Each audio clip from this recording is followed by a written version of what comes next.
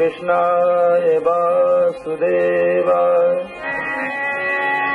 हरे परमात्मने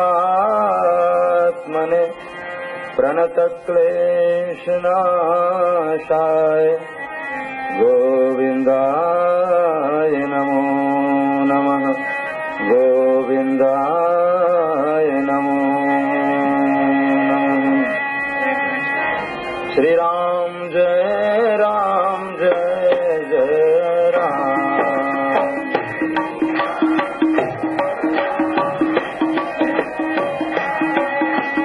श्री राम जय राम।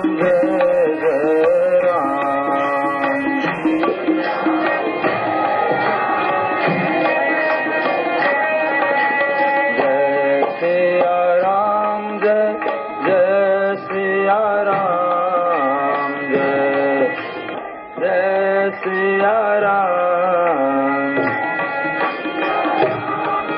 राम जय राम।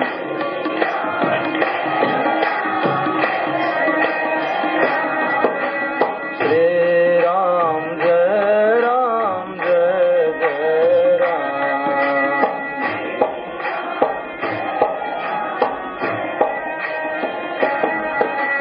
जय सिया राम जय सिया राम जय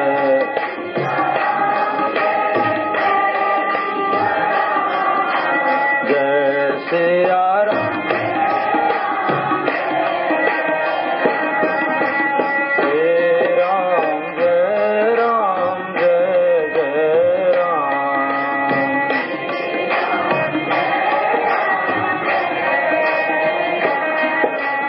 मंगल भवन अमंगल हारे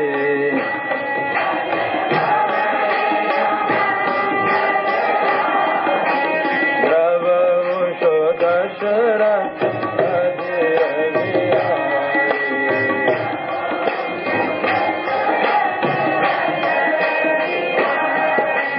बांधो राम लखन बदेहि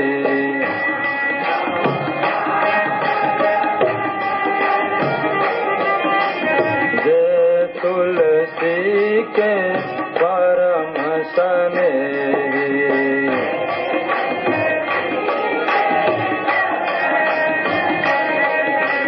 मंगल मूरति सकल अमंगल मूल निकंदन।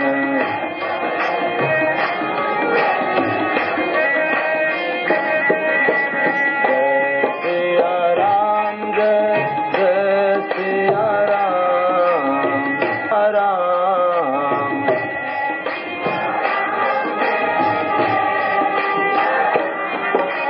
श्री राम जय राम।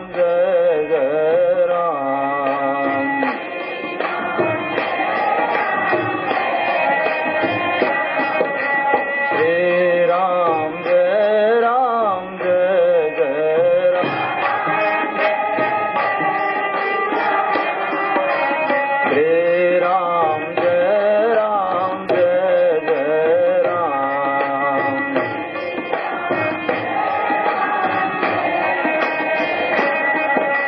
श्री राम जय राम। श्री राम जय राम।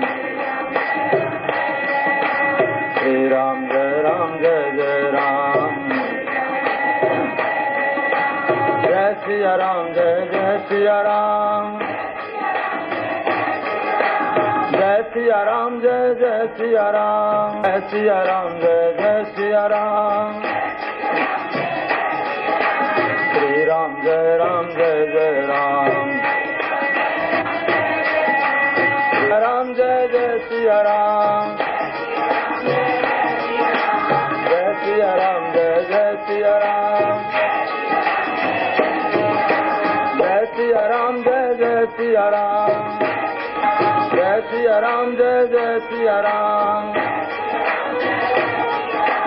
जय सिया राम जय सिया राम।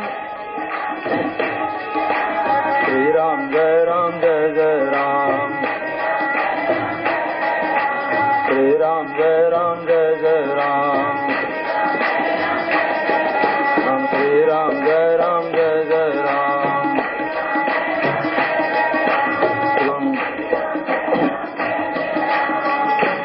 भगवान की, सत्य सनातन धर्म की।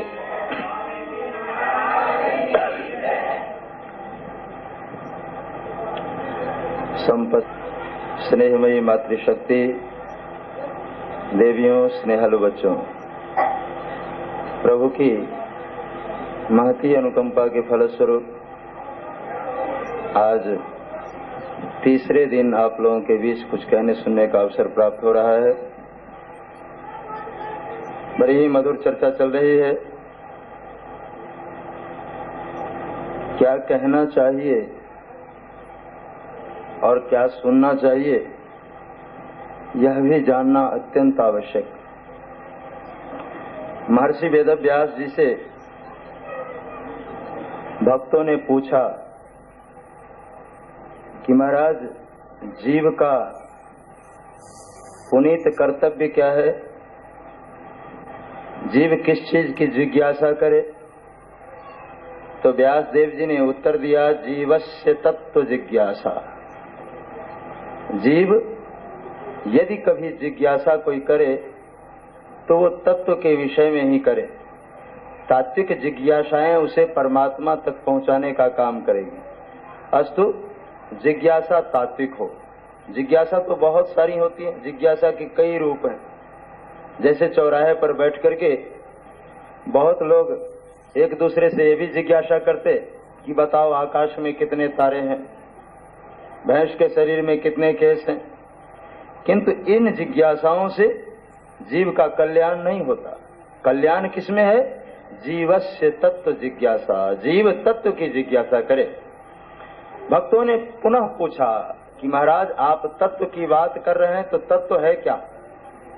हम उस तत्व के विषय में कहा, देखो जीव, तत्व के विषय में कई प्रकार की बातें। वदन्ति तत्त्वविदस्तत्त्वम् यज्ञानमद्वयम् ब्रह्मेति परमात्मेति भगवान इति शब्दते। कहा तत्व जो है, वदन्ति तत्त्वविदस्तत्त्वम् यज्ञानमद्वयम् ब्रह्मेति परमात्मेति भगवान इति शब्दते। तत्व जो है वो मूलतः एक है, किंतु देख, ब्रह्म किसने कहा, परमात्मा किसने कहा और भगवान किसने कहा, यह भी जानना अत्यंत आवश्यक है।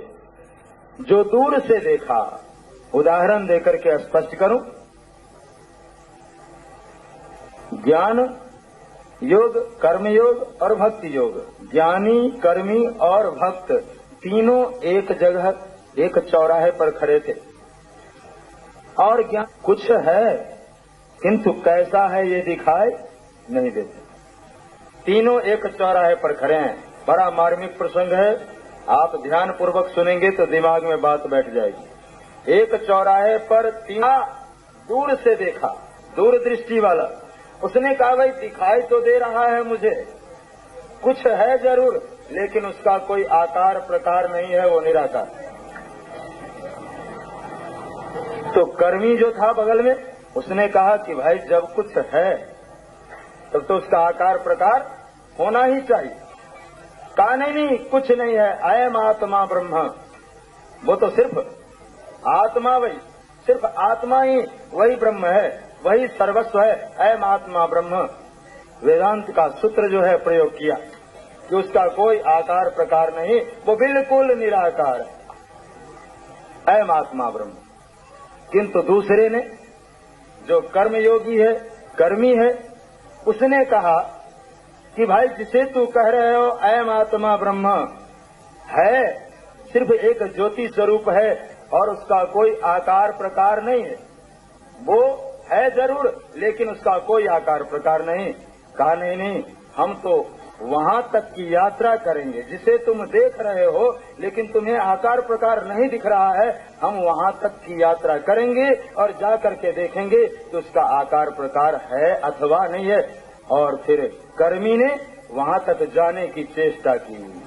वहां तक की जाने की चेष्टा पातंजलि योग दर्शन में यम नियम आसन प्राणायाम प्रत्याहार ध्यान योग मार्ग है।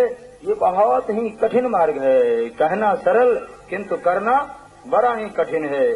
पहले ही यम नियम का पालन नहीं कोई कर सकता, और ध्यान धारणा समाधि तो दूर की बात रही, ये योगियों का विषय है। सामान्य जन समूह यदि चाहे कि हम इस मार्ग में प्रवेश करें तो उसे परेशानी होगी। इसके लिए बहुत ही आहार विचार सबों के ऊपर ध्यान देनी पड़ती है। आहार शुद्धि, आसन शुद्धि, कई तरह की बातें हैं जो सामान्य जन समाज में संभव नहीं है। ये योगियों का विषय है। शरीर के ऊपर भी विशेष ध्यान दिया जाता है। योग मार्ग में वही कार्यरत हो सकता है, उसे ही सफलता मिल सकती है जिसका बिल्कुल एक व्यवस्थित शरीर हो। योगी का शरीर तो बड़ा विलक्षण शरीर होता है, चाहे वो अपने शरीर को जिधर घुमा दे। सामान्य मार्ग नहीं है। तो ज्ञानी ने दूर से देखा और कहा कि उसका आकार प्रकार नहीं है। कर्मी ने योग के माध्यम से यात्रा प्रारंभ की और उसने कहा नहीं नहीं, तुम सिर्फ आत्मा को ही कह रहे हो, अयम आत्मा ब्रह्म। आत्मा ही नहीं अपितु वो परमात्मा। आत्मा ही नहीं, वो परमात्मा भी है। किंतु भक्त ने कहा कि भाई तुम दोनों ने तो विचित्र बातें कर दी। भक्त जो कह दिया कोई आकार प्रकार नहीं, किंतु कर्मी ने यात्रा के माध्यम से कह दिया वो आत्मा ही नहीं अपितु परमात्मा भी है। भक्त चुपचाप सुन रहा था। कहा भाई तुम दोनों ने दोनों बातें अधूरी की, तुम्हारी बातें भी अधूरी, इसकी बातें भी अधूरी। जब कुछ है तो उसका आकार प्रकार होना चाहिए। हम बिल्कुल उसके करीब जा करके देखेंगे, लेकिन करीब जाने की जो बात है, जब तुम लोग गए और जाने के बाद तुम लोगों ने उसके आकार प्रकार को नहीं देखा, तो मैं यहीं बैठे बैठे उसे पुकारता। जिसे तुम कह रहे हो कि वो निराकार है, तुमने कहा नहीं नहीं वो एक ज्योति स्वरूप है, परमात्मा है। किंतु हमारे पास जब तक वो नहीं आ जाएगा, हम उसे देख नहीं लेंगे, तब तक हम अपना निर्णय नहीं दे सकते। ये किसने कहा? भक्त ने। तबदंति तत्विदस तत्व यद ज्ञानमद्वयम ब्रह्मेति परमात्मेति भगवान इति शब्द थे। व्यासदेव जी ने कहा कि एक ने ब्रह्मेति, दूसरे ने परमात्मेति और तीसरे ने भगवान इति शब्द।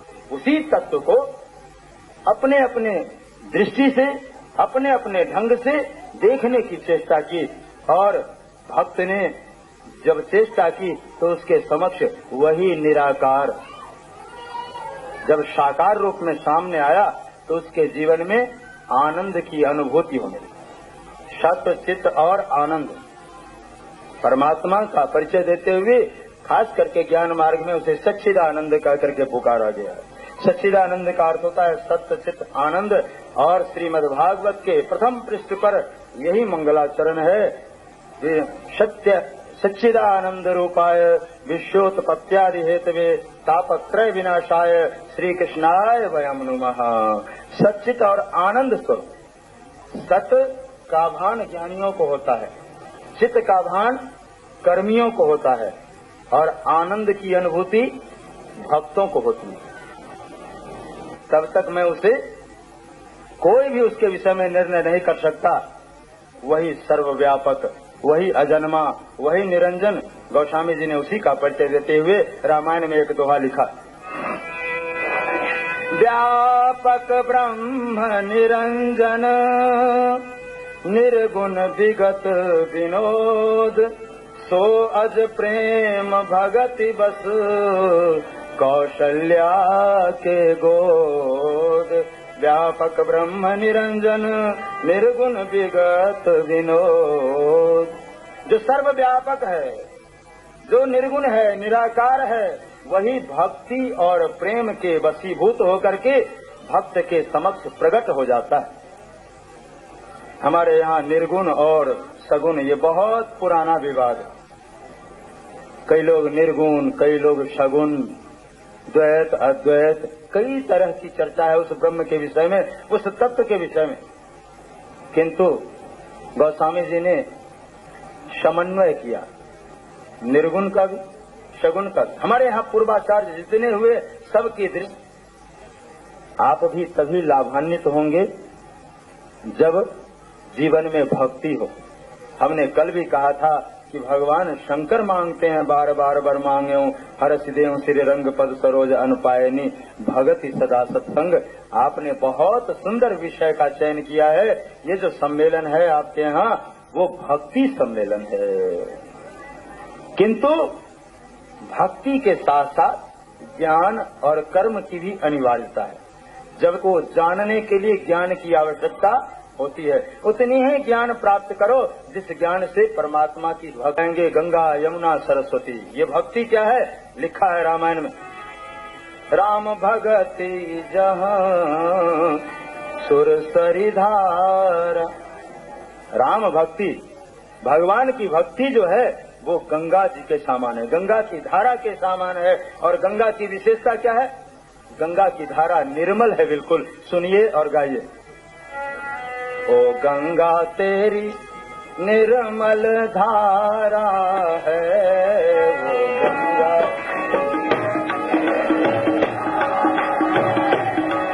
ओ गंगा तेरी निर्मल धारा है, गंगा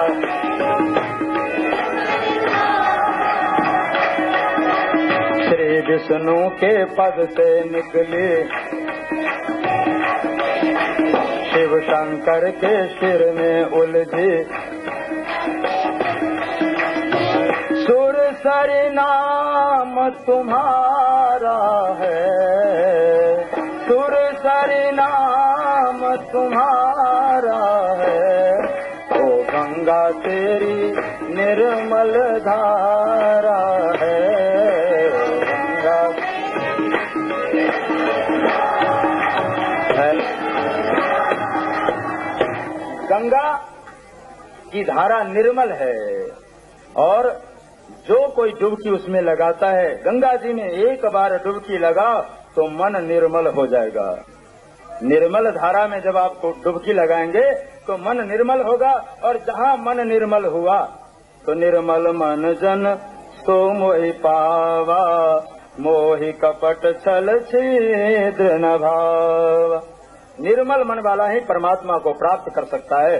और निर्मल मन तभी होता है जब आप गंगा में डुबकी लगाएं। ये सत्संग रूपी गंगा, इस गंगा में आप नित्य स्नान कर रहे हैं। निश्चित रूप से हमें आशा ही नहीं, पूर्ण विश्वास है कि आपका मन बिल्कुल निर्मल हो जाएगा। और निर्मल मन होता है तो परमात्मा उसके पीछे पीछे चलते। लिखा है, कबीर की पंक्ति है, निर्मल मन ऐसा हुआ जैसे गंगा नीर, पाछे पाछे हरि चले कहत कबीर कबीर। निर्मल मन ऐसा भया जैसे गंगा नीर। ऐसा निर्मल मन करो कबीर की तरह कि पाछे पाछे हरि चले कहत कबीर कबीर।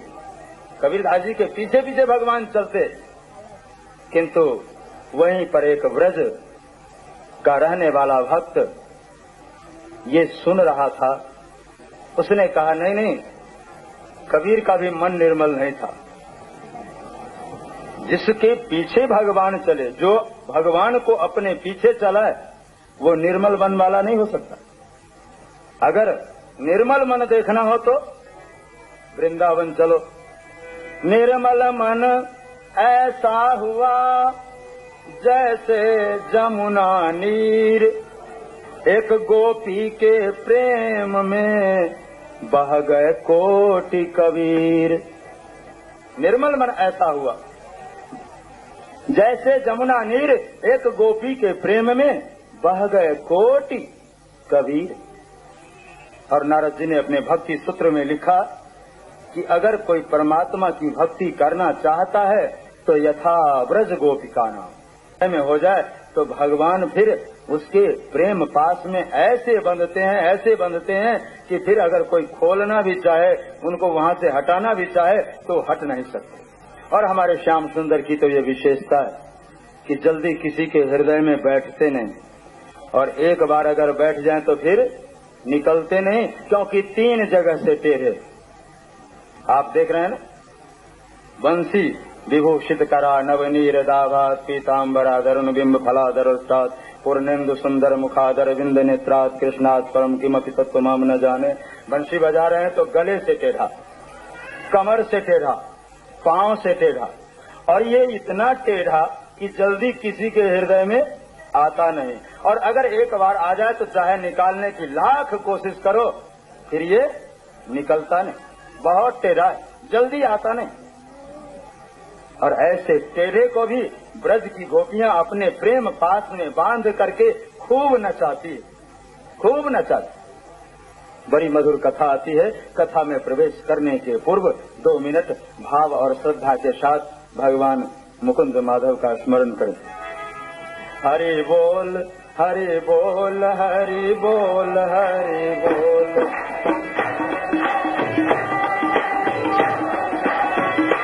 हरि बोल हरि बोल हरि बोल हरि बोल।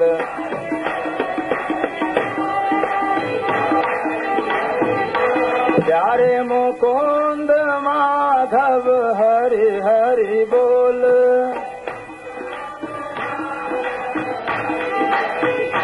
हरि बोल हरि बोल हरि बोल हरि बोल, बोल हरि बोल हरि बोल हरि बोल हरि बोल।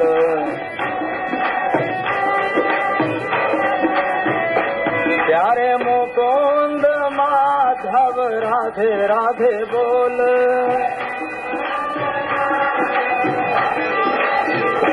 प्यारे मुकुंद माधव राधे राधे बोल,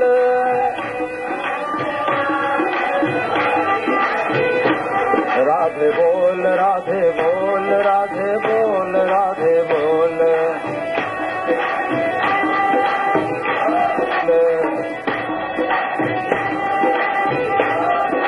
बोल हरि बोल हरि बोल हरि बोल हरि बोल,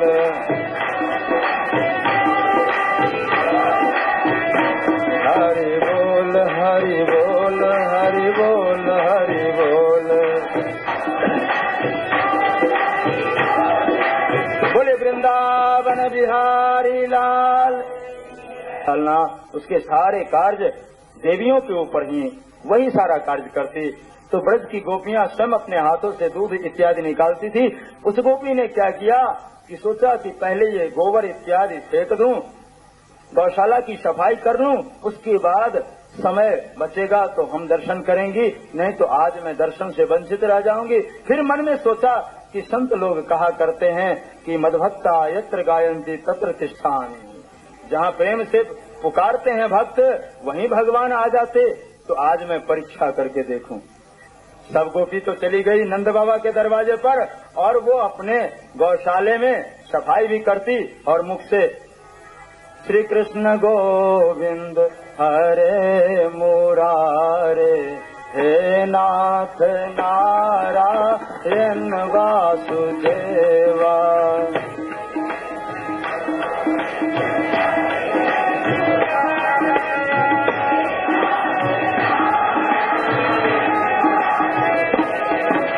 श्री कृष्ण गोविंद हरे मुरारे, हे नाथ नारायण वासुदेवा।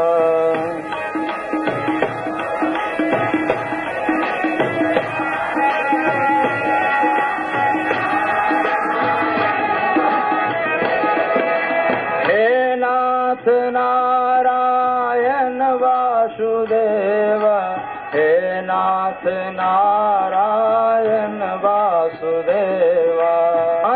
इस उक्ति को चरितार्थ करने के लिए ठीक सब गोपियां दरवाजे पर भगवान श्री कृष्ण को इधर ढूंढ रही है। एक तरफ तलाश जारी है कि अब निकलेंगे तो दर्शन, लेकिन भगवान तो पीछे की गली से वहां पहुंचे जहां हे नाथ नारायण वासुदेव। उसके यहाँ पहुंचे, वो अपने सिर के ऊपर एक गोबर की खांची उठा रखी थी और वो फेंकने के लिए जा रही थी। तो देखी सामने भगवान नंद नंदन को भगवान खड़े थे और वो मुख से हे नाथ नारायण वासुदेव श्री कृष्ण जब पुकारी तो भगवान ने कहा रीनेक मैं तुम्हारे सामने खड़ा हूँ और तू हे नाथ नारायण वासुदेव हे नाथ नारायण वासुदेव कर रहे। वासुदेव तुम्हारे सामने है, बोलो क्यों पुकारी। कहा श्री कृष्ण आज तुम मुझे दर्शन दे दिए, ये हमारा सौभाग्य है, मैं जरा ये काम कर लूं। कहा मैं तुम्हारे घर पर आया हूं और कोई किसी के घर जाए तो उसका पुनीत कर्तव्य होता है कि उसका स्वागत करे। बालो बा यदि बा वृद्धा युवा बा गृहमागतः तस्य पूजा विधातव्य।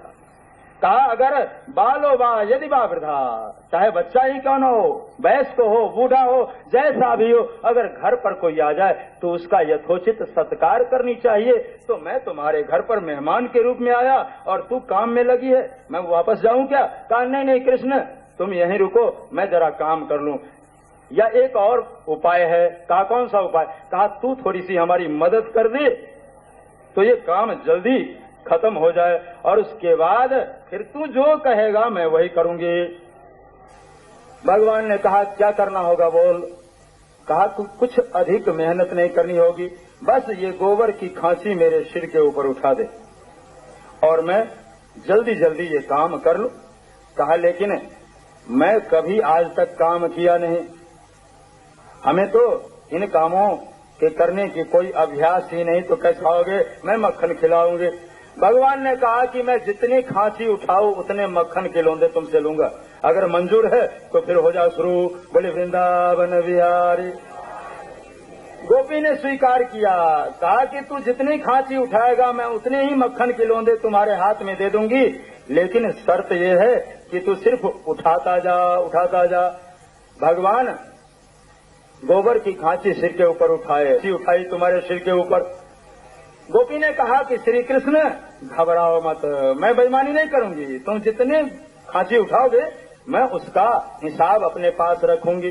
कहा ठीक है, फिर तो मैं तुम्हारे सिर के ऊपर उठाया करूं। और ये है प्रेम की परवस्था। भगवान उसके सिर के ऊपर जब उस गोबर की खांसी को उठा के रखा और वो उधर से आई फेंक करके, तो भगवान नाम का संकीर्तन करते हुए गोबर की एक बिंदी बनाई और भगवान के मुख में चिपकाने लगी। प्रभु ने कहा ये क्या कर रही हो। कहा हिसाब लगा रही हूँ, तूने कहा था ना कि जितनी खांसी उठाऊं उसका हिसाब होना चाहिए। गोबर की बिंदी लगाएगी, कहीं मैया जसोदा देखेगी तो बहुत गाली देगी। एक बार बचपन में मैं जरा कीचड़ लेप लिया था तो माता ने गाली दी थी।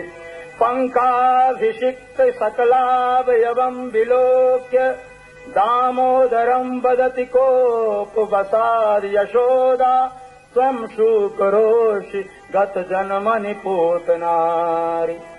लगता है स्वयं शुकरोषि, तुम पूर्व जन्म में सूकर थे, सूकर इसीलिए कीचड़ में लेटते हो।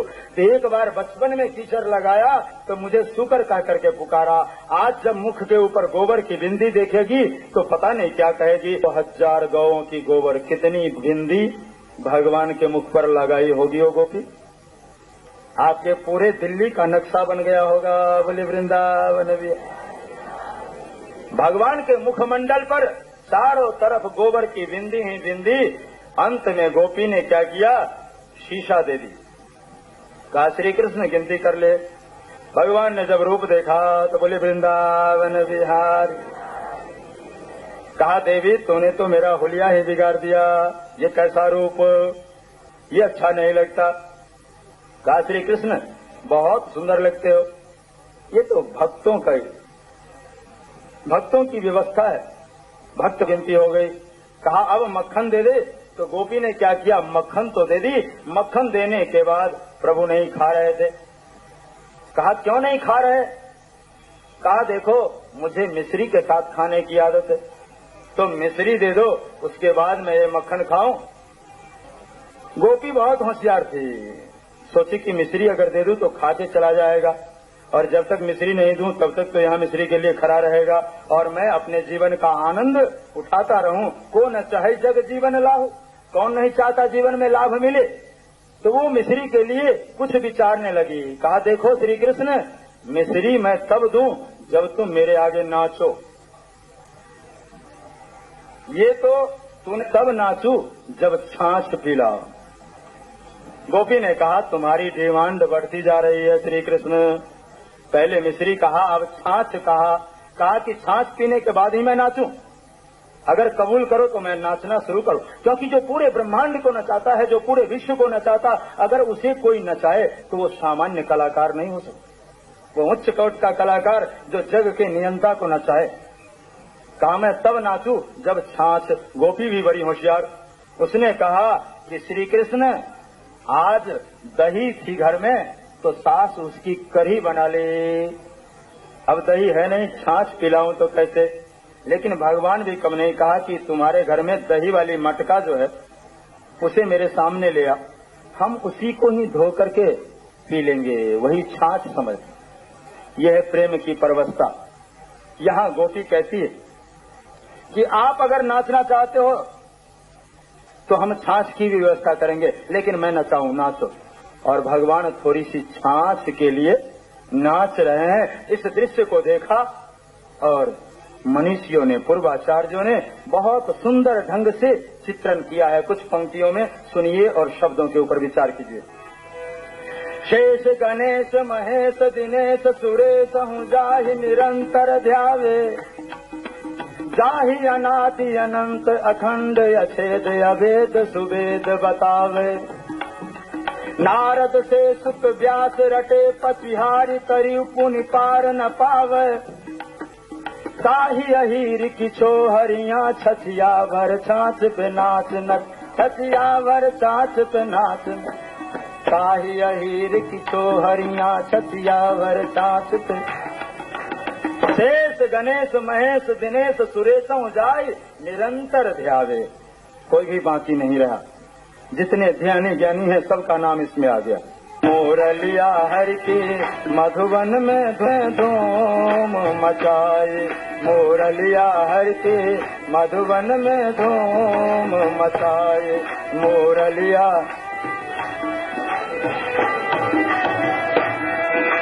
खीर में नून दाल में शक्कर मक्खन में मिर्चाई, खीर में नून दाल में शक्कर। हाँ, जब बंसी बजती थी तो गोपियां क्या करती थी ये भी सुनिए। खीर में नून, दाल में शक्कर और मक्खन में मिर्चाई। और सास ससुर सब बैठे हैं भोजन करने के लिए, सारा काम अकेले करना पड़ता था। खीर में नून दाल में शक्कर मक्खन में मिर्चाई, खीर में नून। गौ को साग ससुर को भूसी, गौ को ऐसी मत बौराई। मोरलिया हरि के मधुबन में धूम मचाए, मोरलिया हरि के मधुबन में धूम मचाए। मोरलिया हरि के मधुबन में।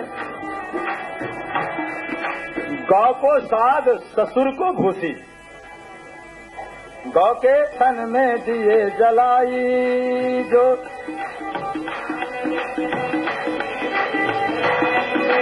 वही रास दर्शन हित दौरे गोपी देश बनाई। मोरलिया हरि के मधुबन में धूम मचाई, मोरलिया हरि के मधुबन में धूम मचाई। मोरलिया हरि के मधुबन में, मोरलिया हरि के मधुबन में धूम मचाए। मुरलिया। तो ये ब्रजभूमि की लीला है, ये भक्ति प्रधान क्षेत्र है। यहाँ भक्ति नित्य नूतन रहती है। दिने दिने नवम नवम नमामि नंद संभवम। जटायु ने भक्ति की वरदान मांगी। कौन ऐसा पात्र है जो भक्ति को छोड़ करके और कुछ और मांगे। काकभूषुंडी जी ने भक्ति के वरदान मांगी। जितने हुए सबों ने भक्ति की ही याचना की। यहाँ तक कि सुखदेव जी जो परमहंस शिरोमणि, उन्होंने भी भक्ति की भी याचना की। तो ये बड़ा ही विलक्षण विषय आपने रखा है। बीच एक से एक महान संत विद्वान अपने अपने विचार रखेंगे, जिनके विचारों को आप श्रद्धा और विश्वास पूर्वक सुने। आप सिर्फ सुनने की चेष्टा करें, किसी के रूप रंग के ऊपर न ध्यान दे करके सिर्फ उसके वक्तव्यों के ऊपर ध्यान दें, वो क्या कह रहा है और उसी से आपके जीवन में लाभ मिलेगा। सचमुच सुनने वाले को ही लाभ मिलता है। वो बर्भागी हैं जो इस कलयुग में भगवान की लीला कथा सुनते हैं। सुनने वाले को से लगा धीरे धीरे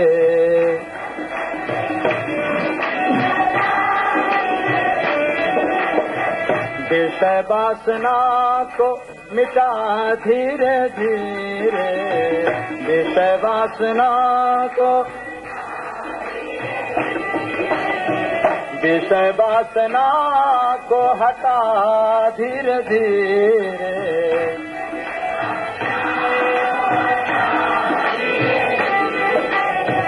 रघुवर से प्रीति लगा धीरे धीरे,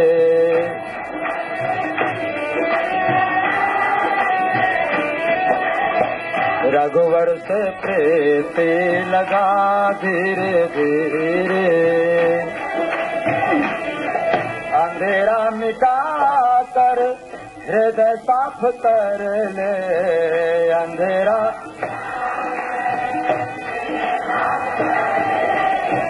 सुखद प्रेम ज्योति जगा धीरे धीरे, सुखद प्रेम ज्योति जगा। सर्वस्व अपना लुटा करके गमा करके बैठा है, सर्वस्व अपना गमा करके। तुझे तो जगत ने ठगा धीरे धीरे, तुझे तो जगत ने। रघुवर से प्रीति लगा धीरे धीरे,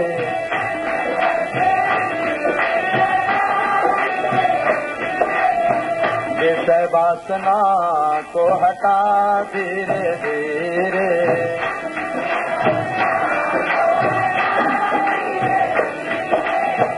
गुरु चरणों में जो मन को लगाए, गुरु चरणों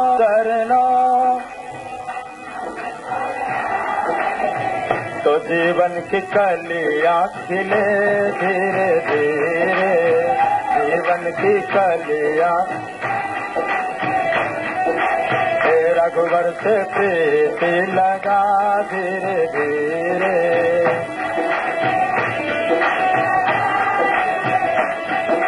श्री राम जय राम जय जय राम,